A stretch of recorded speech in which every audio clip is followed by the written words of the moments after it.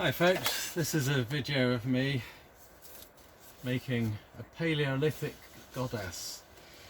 These forms have been made from 1.2 million years ago when we entered the Paleolithic age to 10,000 years ago when we went into Neolithic time, when the last ice age left and we started domesticating animals. Got us where we are today with all things like this technology. So I think this is a pretty interesting time we're going through, and a time to perhaps look at where we are and what really matters in our life. And Mother Nature, a lot of us would reconnecting, thinking food, fresh air, good health. So this is sort of the inspiration for me to go back forward to the past, as I sometimes like to see it as going. So I'm just going to show you this. You can see I've partly started. This is lime mortar, which was lime was able to be made by our ancestors. Once you had fire, you could get limestone and you could heat it up. You can't make cement, but you can make lime, which is actually a lower temperature. It's a better material in many ways. It takes longer to dry. That's why, in the way we were pre this modern time of corona, when time was money and we were just doing things that weren't actually good for us necessarily, but they were quick. So like cement was quick. This is slow. This is I've started this a few days ago, and it's still soft. So if you're building a house and you've got to get it done quickly, then it's not going to work. But if you're working with respect for the quality of your materials and the ability to do things yourself rather than having to use lots of big technology to do it, this is much better. So it's just sand, which is, easily to get, and ground up limestone, which is, say, people in the old Stone Age, in the Paleolithic time, could have made this. It's woven fabric here on thin bits of wood. Very easy to do, and you can create something that's very strong. This could be something else. It's a sculpture, but it could be a house to live in. It could be a bread oven. It could be something else that was vital for your survival. All made out of natural materials. So what I do is I mix it up nicely. It's a 1-to-3 mix. It's fairly strong. You see the way that's just holding together. That is just water, sand and lime, and it holds together. So you do this sort of creates, almost like this has an identity. It's not just individual grains of sand. It's by doing this you activate it to be a lump. And I'm sorry if that's not a very nice name for you, but I'm calling you lump. And because it's now, it'll work together. If I was just to throw loads of sand and lime and water at this, it would just go straight through this structure I've made. But because it now has a sense of who it is, I like to think I can just put it on and it'll stay there, and I can then use this and just smooth. This is how I've made all this little lumps, patties. Let's call it Patrick the Patty. And then because it's staying together, not just falling through, it's holding together, and the underlying fabric is stopping it from just falling through. So it has it's being held behind by this Hessian fabric. And I've actually used wire mesh over it as well to give it a bit of strength. I'm not averse to modern technology when it's useful. I think that's the situation here, really, isn't it? That if we don't need to go back to the Stone Age, we can go forward to Stone Age, where we use appropriately high energy, high cost things we only use them when they're valuable. Like the tiny bit of metal in this is going to make it very strong. A lot of people would make a sculpture out of pure metal, you know. Anthony Gormley's iron things. I mean, that's half a mountain in each of those, and massive amount of energy to melt that cast iron. I've done an iron pour. You need a lot of energy to melt iron. So I like working with low intensity materials. Like I often work with wood. I don't know if you can see in the background. Can't really turn it. There's a sculpture made out of a whole oak tree. There's a YouTube 4.5 minutes very nice little video of me making that one. It's called Peter Boyd Carving the Female Form, and it's got a nice soundtrack, and it's all about North Wales and the wonderful creative people that live here. So now I'm just working. You probably can't see from there what I've done there, but I'll work on that bit because you can see it. So I'm basically making lots of little Patricks, and then when you don't do it many times, you can just feel it's actually not just a load of slop. It's actually there's probably some old mason's name for this, but I'm calling it Patrick. And there you go, just stick it on, it stays there, it doesn't fall off. And then you can just in your own time choose to smooth it all together. So I'm making here the belly, very big pregnant belly of the Pachamama, Earth Mother.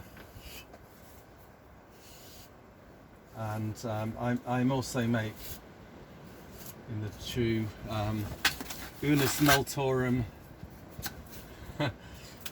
style. I make small ones, which is what they actually had in those days. They probably did have big ones, but mostly they were hand sized. They just fitted in your hand, and they were exactly the shape. And they were, you know, we don't know what they were, but good luck charms, symbols of fertility. I like to imagine that women, when they gave birth, would have one of these and it would be a sense of support when they didn't have maternity hospitals and all that stuff, which we still have. Not every bed is full of coronavirus patients. So if here's a little blessing to all the pregnant women out there that are going, you know, keeping our species going. Thank you very much. Here we go.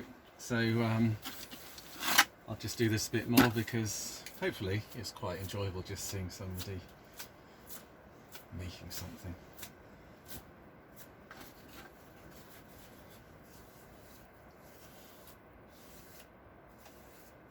It's an opportunity, this time out that we've seen to be given to do creative things. So I hope wherever you are, you're finding things to do. And, you know, say it doesn't necessarily mean that you've got to go out to the shops and buy lots of materials. I mean, you know, of course you could. If you lived in a limestone area, come home with a lump of limestone and make a little fire in your garden and go to a beach and get some sand, and it'd be amazing, wouldn't it? But you're probably not going to do that. You can go to a builder's merchant. That's what I did. And there's, you can sort of see I'm just shaping it round. This is the first coat. I will. This just has, as I say, the two things: sand and lime. When this has gone hard, there's another wonderful material called hempcrete, which I'll be working with. And that's basically the same as this, but you put hemp fibres in it. Hemp is another ancient part of our lives. The hemp plant was very much used. The seeds are incredibly nutritious. They have all of the amino acids you need. One of the few plants. It wasn't always easy to hunt animals when they were woolly mammoths and things, you know, whereas you might be tempted to just collect a few hemp seeds.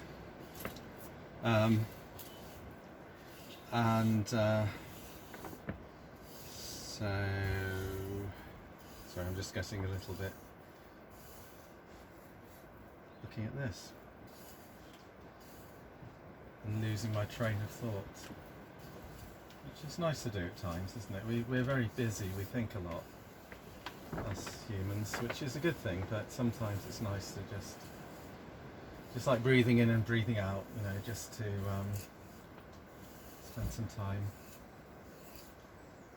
not thinking, not communicating, just doing something simple.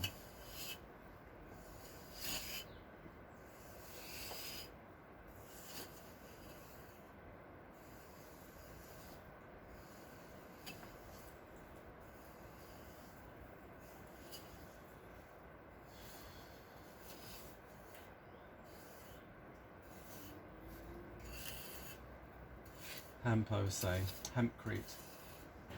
So hempcrete's going on the next layer. When I've done this and given it time to dry, I'll mix up some hemp fibres of the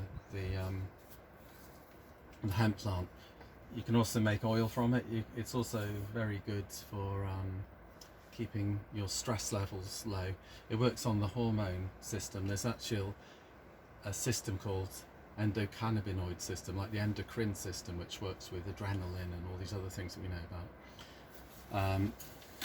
We've realised that there is another system that works on producing these things called endocannabinoids, which are similar to some of the things that you get in cannabis plants.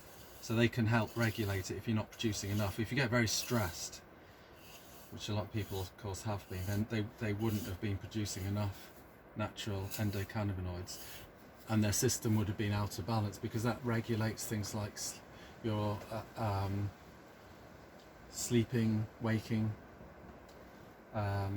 cycles, all sorts of cycles that we go through naturally and are healthy for us to go through, are regulated by the endocannabinoid system. So the hempcrete, which is just one of the products of hemp fibres, are just very strong. You can use other things, you can use straw or something, but the hemp fibres are much more durable. So they're very good for making buildings as well. The first car that Ford made was made out of hemp, because it was stronger than steel, still is stronger than steel, and it was powered by hemp oil. It was a diesel car powered by hemp oil. So there you go. And then at some point we all decided that it was a dangerous drug. This isn't really supposed to be a lecture on on hemp. It's supposed to be about making a sculpture, but things interweave, don't they? I think as an artist, that weaving together of threads is part of, well, for me anyway, is part of what's our skill, and the thing we develop is weaving things together. So this is sort of a, you know, layered as this conversation's going. So this actual form is developing extra layers. It's now you know, getting a nice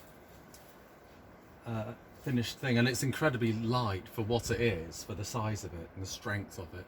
If it was solid concrete or solid stone, it would be really heavy, and it'd take a lot of resources to make and to transport. Whereas as it is, she's going to be remarkably light for what she looks like, and there's a number of these little ones I'm making that will that are there for people to have as a more useful thing. You can't really carry this in your pocket. I mean, she will be amazing wherever she ends up going, but having these little ones that you can carry in your pocket, take to bed with you, That's what I often do with mine, is go to sleep holding her in my hand. And it's very reassuring having something in your hand. You know, our hands are very important to us humans, and I think that's one of the reasons why they made these little hand goddesses, was because they sense that if you had something powerful and positive in your hand,